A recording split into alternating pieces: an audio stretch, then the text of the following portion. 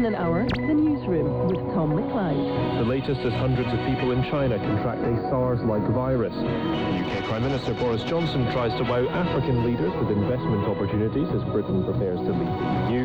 And Huawei's chief financial officer appears in Canadian court later facing extradition to the US. This is the BBC World Service, the world's radio station.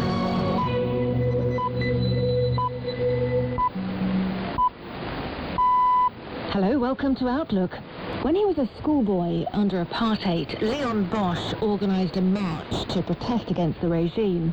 He was picked up by the security forces and made a political prisoner at the age of 15.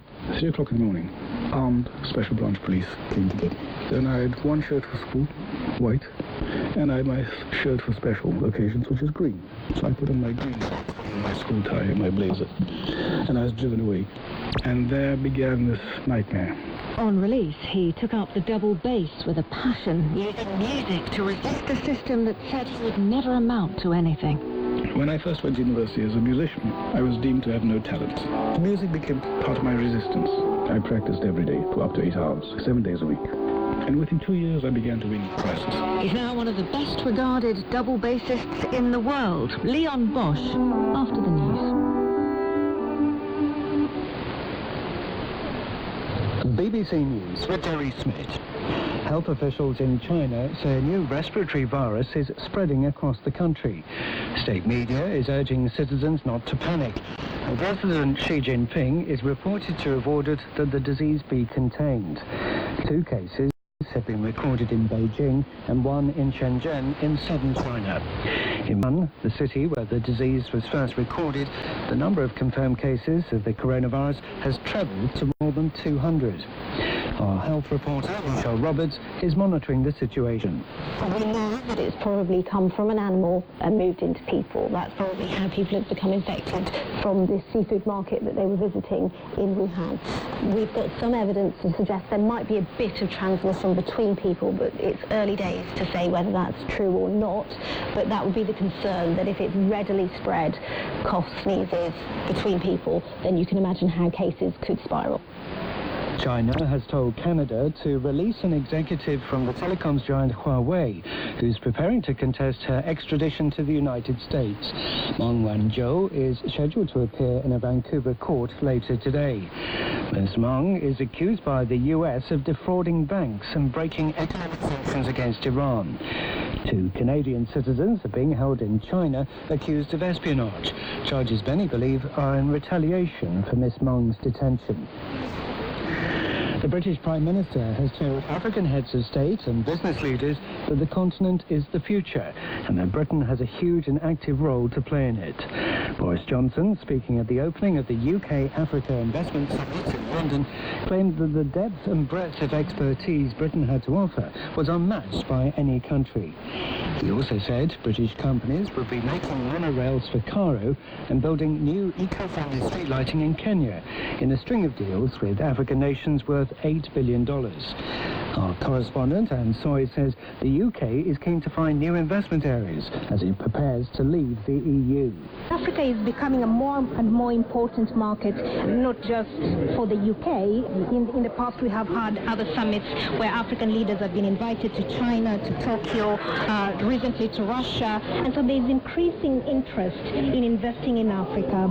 And when you look at Africa, the demographics, it has the youngest population in the world, hence the great interest in investing on the continent.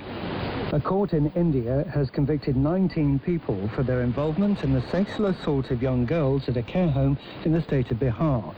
Among those found guilty was the man who ran the state-funded hostel in Muzaffarpur. More than 40 girls said they had been raped and tortured by staff and by visitors to the facility. You're listening to World News from the BBC. Anti-government protesters in Iraq are continuing to try to block main roads in Baghdad and other cities in their campaign for political reforms. A deadline set by protesters for the government to respond to their demands has expired. Quentin Somerville is in the Iraqi capital. The protesters here in Iraq have really stepped things up again. Yesterday they cut off one of the main highways here in Baghdad, For most of the day and part of the night, there were clashes with the security forces, tear gas fired, but it seems there weren't serious injuries. The stakes for these protesters are very high. Just the other day, 2 more protesters were killed by the security forces, bringing to something like 500 almost who've died since these protests started in October.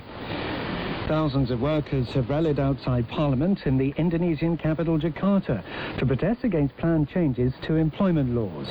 They say the proposed bill favours investors over workers because it will ease labour laws and cut regulations in many industrial sectors. But the government insists the new legislation is vital to Southeast Asia's largest economy.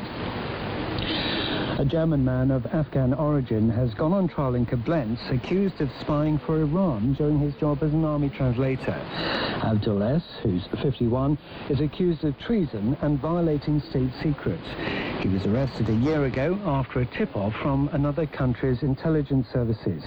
He's not yet entered a plea. The Director General of the BBC, Tony Hall, has announced that he will step down later this year after 7 years in the role. Lord Hall said he loved the corporation, but he felt it was important the BBC had a leader who could take it through both a mid-term review of its charter in 2022 and the process of renewing it ahead of its expiry in 2027. BBC News. Hello, I'm Jo Fidgen, and this is Outlook, the home of personal stories. Today is Martin Luther King Day, when Americans celebrate the birthday of one of their most important civil rights leaders. So, to mark the occasion, we're going to hear from 2 people who can tell us what he was really like, his lawyer and his driver. That's in the second half of the programme. But first, we're hearing from another man who's played his part in the struggle for racial equality, though he's better known as a musician than a political activist. His name is Leon Bosch. He grew up in a township in Cape Town when South Africa was led by a white supremacist government. The country was strictly segregated and the majority black population excluded from power. As a schoolboy, Leon was made a political prisoner because of his peaceful resistance to the regime, an experience that has haunted him for most of his life. Now in his late 50s, he lives in London and is an internationally renowned double bassist.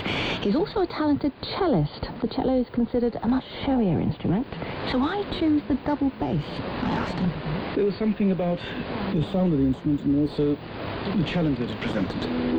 It's not an easy instrument to play.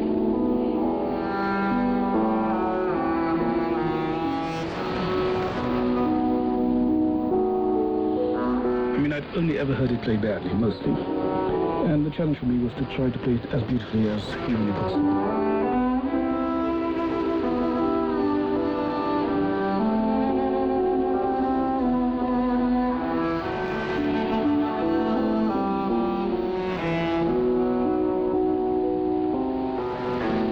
And because I had always been the champion of the underdog, and also seen other people who championed the underdog, this was my challenge, to champion the double bass. And within months I was absolutely convinced. I knew, without a shadow of a doubt, that the bass and I were born to be together.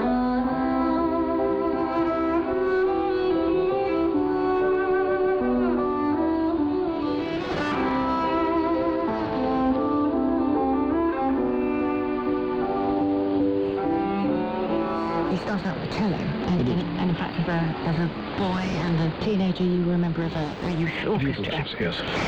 Which was an interesting experience, I understand, because you came from the townships, you would travel into the centre of Cape Town to be part of this orchestra, and a whole different world was there. My story would be a different planet. And I grew up in the townships, so the townships are desolate places. Ghettos. But the ghetto is not just a physical place. It destroys you in every possible dimension as a human being. But to go and play in these youth orchestras at the University of Cape Town, I had to travel to the plush suburbs of Roseback and Bonbush. They were beautiful places to be. And I was very much the outsider. In all the youth orchestras I played in, I was the only person with a dark skin. I think I would be disingenuous to suggest that racism didn't exist, even at that level. What about on the level of performing with that orchestra or travelling with that orchestra? Did it make a difference, your colour? It did. I mean, for example, the youth orchestra run by Noel Travers, who was a wonderful pedagogue, one of the greatest teachers that I know. And this little orchestra of his was invited to go to Johannesburg. And no travels applied to the authorities for me to be allowed to travel on the train with the rest of the orchestra. And permission was refused. But the peaceful man that he was, he wrote to the authorities and said that Leon Bosch is a member of my orchestra and he's not allowed to travel with the rest of us, then we won't. The reply came back that I was allowed to travel on condition that I remained locked up in the compartment for the entire journey. This was a journey of over 1,000 miles. So you could travel with the other members of the orchestra, but you were not allowed to leave the compartment? I was not allowed to leave the compartment. And they were? Everybody else, of course, was. I was not to be seen. You'd grown up in a very political household. Your dad was an organiser. Yes. For a communist group. Well, I would say, socialist group. So, I mean, you had dealings with the police from a very young age, who were, I think, frequent visitors to your house. Indeed. My first memories as a child were men in dark suits in my bedroom. I always presumed these to be dreams, but actually the truth of the matter was that this was the special branch raiding our house on a regular basis, in the hope that they might find some banned books on our shelves which would provide a pretext for imprisoning my father.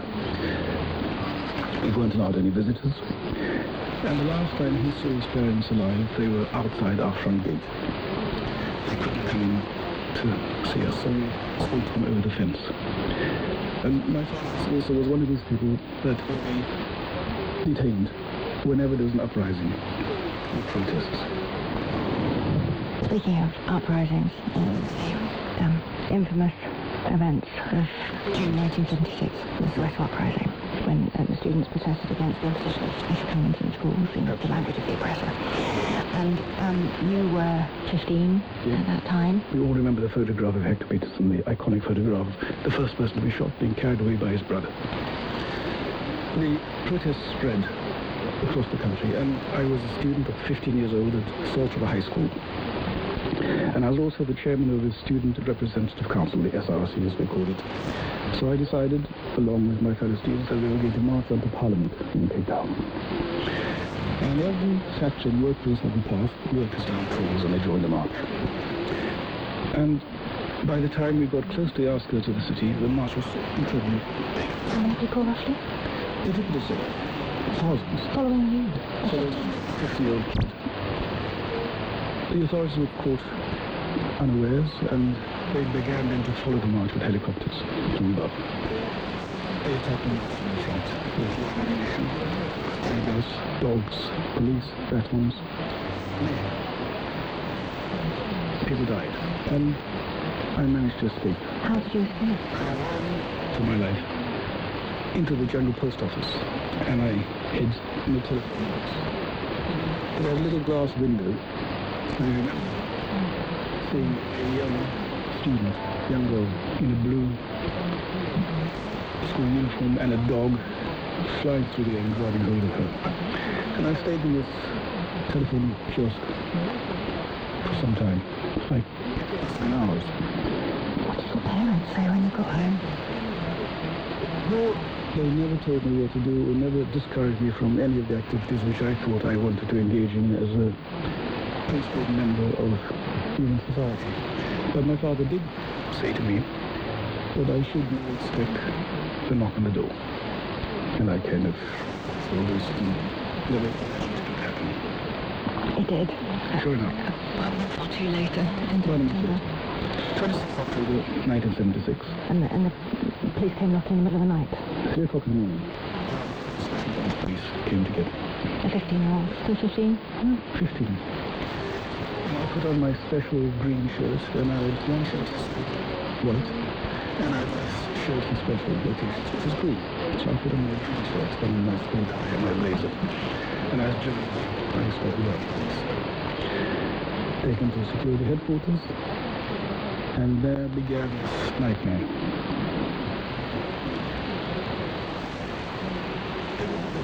Torture is physical punishment, and it has only a physical dimension. Then I began to discover that it was more complex.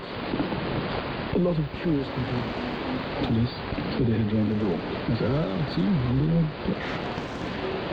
The 15-year-old, they accused her of being a banana 35. They opened a cabinet which had written it clothing, which was soaked in blood. And they said, today you're going to sing like a canary. And if you don't, that's what you're going to look like. Physical punishment is easy to deal with. As a robust 15-year-old, I had no difficulty resisting the beatings. But it was the psychological aspect which was troubling for me. For example, my sister was older than me, and they told me that if I didn't cooperate, they would arrange sexual violence against her. And of course, I had no idea whether this would turn out to be true or not, and of course, it's terrible. Also, they had prepared statements. And all they wanted me to do was say, all you have to do is sign this, and we'll let you go. And first rule of detention, political detention, never touch a pen. And you knew that at that age? No. Kids are smart. And I understood things. And I was a voracious reader. I read about other revolutions in human history, and I knew the kind of pressure people come under. But I was resilient. I ended up eventually at Woodstock police station once I finally been police.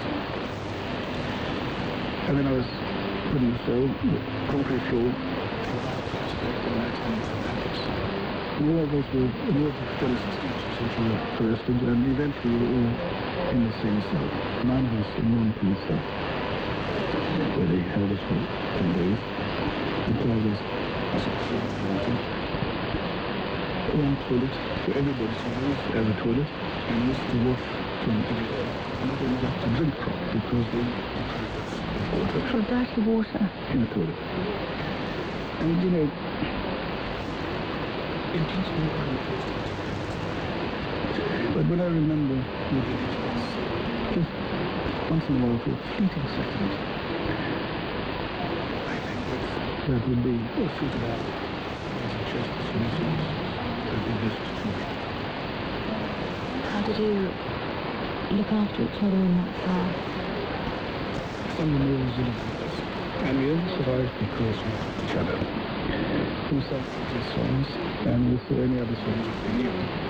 One of the things that I particularly enjoyed singing was the Hustlers yesterday.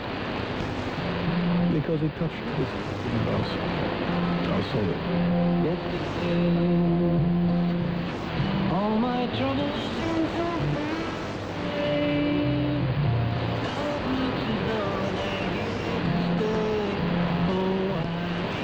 What do you think about that song? It's all about the past. There isn't really a future, there's not.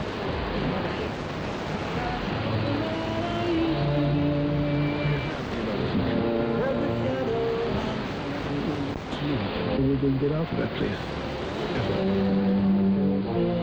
It's easy now because I know the outcome. I know that it turned out fine. But at the time, we had no idea. Solidarity is something, is a word excused easily.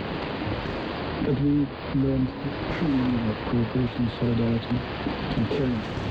My father, for example, arranged for us to be represented legally by Umar. And he, of course, was the man who subsequently became the lawyer for Nelson Mandela and also the first Minister of Justice in Mandela's government.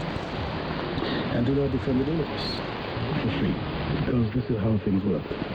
Anybody who resisted the system would have the support of the entire community, whatever was necessary. And then we had a trial. Unfortunately, Dula was a very bad lawyer. And we were all found not guilty of all the charges, except for one person found guilty on some minor public charge and was sentenced to 6 lashes for the king. You know, I lived through the period, and I remember the struggle with the official narrative. If one believes the official narrative, then 2 great heroes in the shape of the cleric and Mandela rescued the nation, and of course it wasn't quite like that. It was little people. The resistance, active resistance every day. Do you see that as a pivotal moment that changed you or changed your life in ways that you can put your finger on? 40 years after our imprisonment in Woodstock, Anwar Umar, the youngest of the prisoners, in this cell where we were all held, when they asked every one of the prisoners how it had affected their lives, they said without exception that every single day of their life since that moment had been blighted, and that experience told everything about the experience of life after that. You agreed with that? Of course, 100%.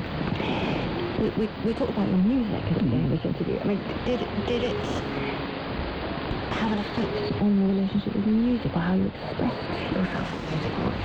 Well, the first manner in which I tried to deal with the trauma of prison was that I became a workaholic. Because I was so busy all the time, I never had to think about the pain. But I enjoyed being a workaholic. I think maybe the pain was so extraordinary. I had to work that hard to do something about the negative effects. But also had a positive things I came out of working that hard. When I first went to university as a musician, I was deemed to have no talent. Music was for white South Africans and people like me. It's not just. I was in fact told that by one of the lecturers. Music is not for people like you. This was somebody who was meant to be teaching you? Yeah. People are horrified to admit this now. Because very many of those people that believed in these things are still alive, and they still believe those things. I suppose change is much more complex. But music became part of my resistance. I practiced every day for up to 8 hours, 7 days a week. And within 2 years I began to win prizes. And I began to realize also that music, playing well, is not about talent. It's about the quality of the work you do and how much. And I realized that the harder I worked, the more talented I became. And that was an act of political resistance as well as angry. Yeah. Tell us about how you graduated. Yeah, look, opportunities for people like me in university were few. When there were concerts to be played, you never got chosen because you were the wrong color. Even exams, they try to cheat you. But with the final performance exam, there was a foreign external examiner who came to the country. So John Manley, head of the Royal Northern College of Music at the time, came to South Africa as the external examiner for the final year performance degree recitals. And I played. And I was awarded one of the highest marks for performance ever given in the history of the university. How high? Well, 95%. You came to the UK, and we were granted political asylum here. You left, actually, South Africa quite soon after graduating. And you talked about how close you were to your family. What was involved in that decision on a mental and emotional level in choosing to exile yourself? I was filled with idealism, first of all, and also thought I was resilient enough to face the possibility of never returning to the country by birth, because it seemed so permanent. But I fortunately made a friend with a travel agent. On the way home from school every day, I popped into this travel agency. This chap said to me, look, whenever you decide to leave, let me know. I'll get your passport. And he did. And I came to Britain on that passport, arriving here on the 4th of January 1982, with a raincoat, a suitcase, and a dream. But it was difficult. I mean, I used to call home once a month, and I used to have to get a bag of 50-pence coins and go to a public telephone box. And these coins disappeared very quickly. I also bought a camera and then got 2 sets of prints, one for myself and one to share with my parents. I posted home. My father never saw me perform because in South Africa it was illegal for him to go, for anybody to go into concert halls. When you came to Britain in the early 1980s, clearly Britain was not apartheid South Africa, but it was a pretty difficult place not to be white. And you were not only black, but coming to work in a profession which was overwhelmingly white and overwhelmingly middle class. You know, you raise a very interesting point. The day after I arrived, I went to the South Bank Centre. They're going to hear an orchestral concert. And the orchestra on stage looked just the same as the Cape Town Symphony Orchestra, all white. I was a bit disappointed. I thought, okay, I'll go to another concert. And it was the same everywhere I went. And I ended up at the Royal Northern College of Music in Manchester. And I was one of 2 dark students. And also subjected to a little bit of sort of, what would one call it, racial taunting. But I had enough smart answers for those. And again, then I thought, well, it made me reassess this idea that because I was now in Britain, racism would not exist. And it was a great disappointment to me, actually, to make this realization that actually I was going to face the same battles here that I'd faced in South Africa. And you know, how many years is it since 1982? 37 years. I've had a career spanning 35 years or more.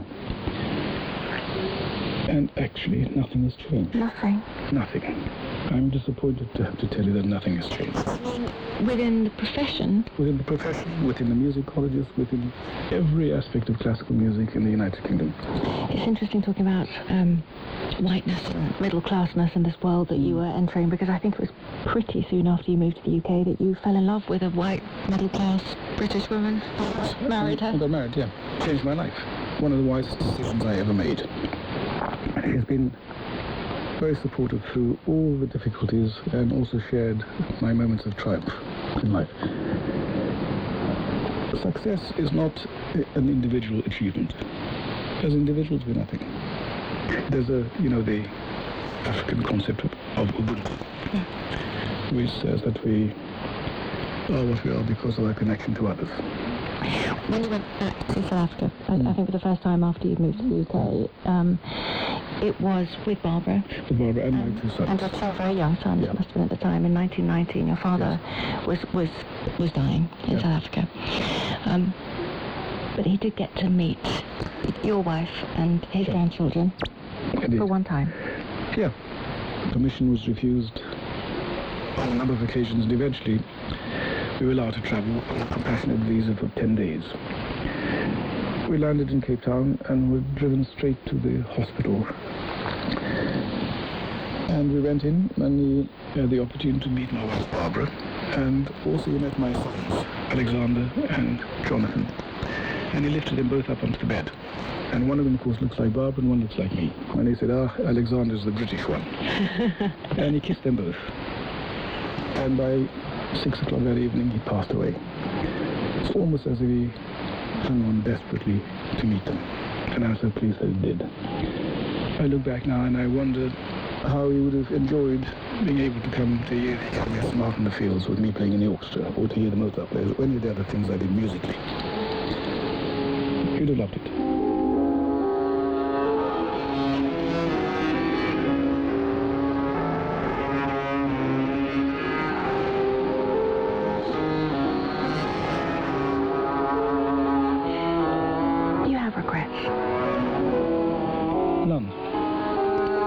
I have no regrets about absolutely anything. I know that I've given everything to everything I've ever attempted in life.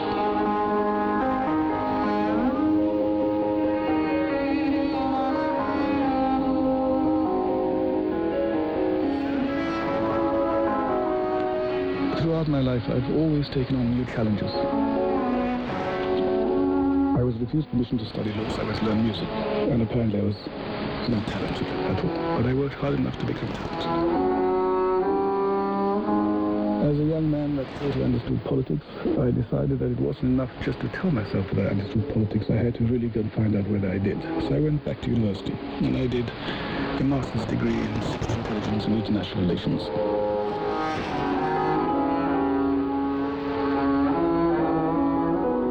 Every day I read not just music, I read about economics, about politics, about the digital revolution. I go to lectures all the time to find out more about this beautiful thing that we call life. It's a privilege. Every morning I wake up, I'm delighted.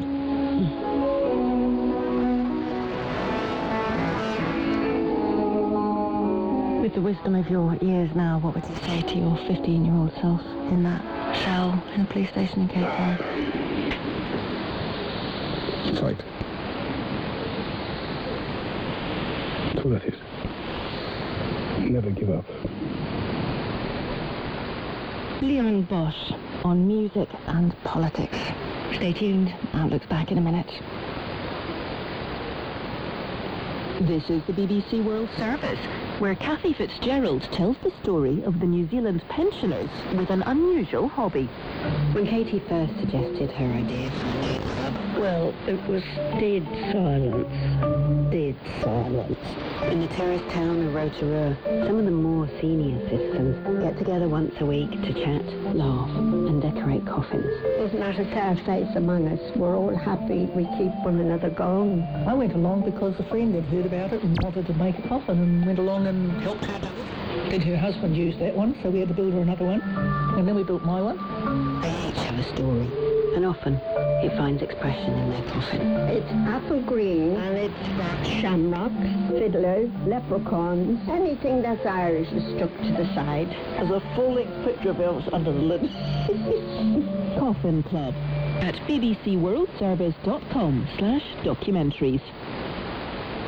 Coming next on Outlook, Martin Luther King's speechwriter and lawyer on watching his boss deliver the iconic I Have a Dream speech to a massive crowd in 1963. It was like capturing lightning in a bottle.